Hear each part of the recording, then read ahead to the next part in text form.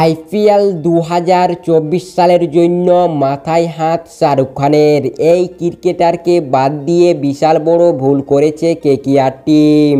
IPL 2024 সালের জন্য সবথেকে বেশি ক্রিকেটারকে রিলিজ করেছে কেকেআর টিম এবং এই রিলিজ প্লেয়ার লিস্টে কেকেআর টিমের এমনই একজন ক্রিকেটার ছিল যে তাকে রিলিজ করে সবথেকে বড় ভুল করেছে কেকেআর টিম।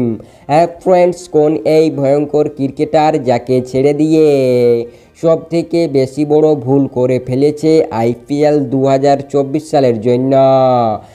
ফ্রেন্ডস, এই ক্রিকেটার বর্তমান সময়ে দুর্দান্ত পারফরমেন্স করছে এবং সে একটি দ্রুত গতিতে ডবল সেঞ্চুরি করে সবাইকে তাক লাগিয়ে দিয়েছে। ফ্রেন্ডস, যেখানে আইপিএল 2024 সালের জন্য কেকেআর টিম একটি 23 জনের বিধ্বংসী স্কোয়াড গঠন করেছে, তবে কেকেআর টিমকে এখনও পর্যন্ত দুটি ক্রিকেটারকে কিনতে হবে। এতেই সবাই আনুমানিক করছে যে এই ক্রিকেটারকে আবারও দলে ফিরিয়ে নিয়ে আসতে পারেন কেকেআর টিম। ফ্রেন্ডস, আইপিএল 2024 সালের জন্য নারায়ণ জগদীশনকে কেকেআর টিম ছেড়ে দিয়েই সবথেকে বড় ভুল করেছেন, কারণ কেকেআর টিমের কাছে দুটি মাত্র উইকেট কিপার ব্যাটসম্যান রয়েছে। তার পাশাপাশি বর্তমান সময়ে চলাকালীন রঞ্জি ট্রফিতে দুর্দান্ত পারফরমেন্স করছে এই নারায়ণ জগদীশন।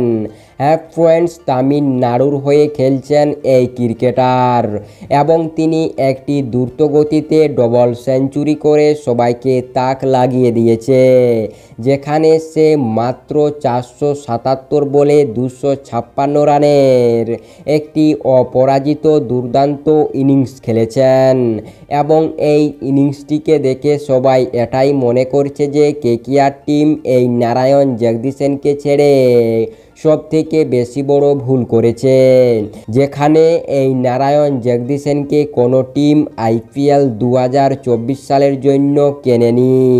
তবে এই নারায়ণ জগদীশনকে কি আবারও দলের সাথে যুক্ত করতে পারেন KKR team?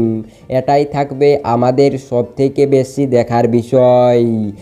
Friends, KKR team যদি চায় তাহলে অবশেষে তাকে নিজের দলের সাথে যুক্ত করতে পারবেন এবং এই নারায়ণ জগদীশন আইপিএল 2022 ও 2023 সালে আইপিএল খেলেছেন এবং এই দুটি সিজনই সে কোনোভাবে কোনো ভালো পারফরমেন্স দিতে পারেনি, তারই জন্য তাকে কোনো ফ্র্যাঞ্চাইজি কেনেনি আইপিএল 2024 সালের জন্য।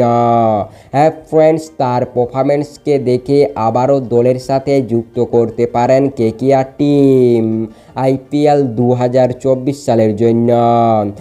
ফ্রেন্ডস, এই নিয়ে আপনাদের কি মতামত যে এই নারায়ণ জগদীশনকে ছেড়ে ভুল করেছে কি ঠিক করেছে কেকেআর টিম এবং তাকে কি আবারও দলের সাথে যুক্ত করা উচিত কেকেআর টিমকে? আপনাদের মতামত অবশ্যই নিচে কমেন্ট সেকশনে লিখে আমাদের জানিয়ে দাও। তাই আপনাদের সম্পূর্ণ ভিডিওটি দেখার জন্য অসংখ্য ধন্যবাদ।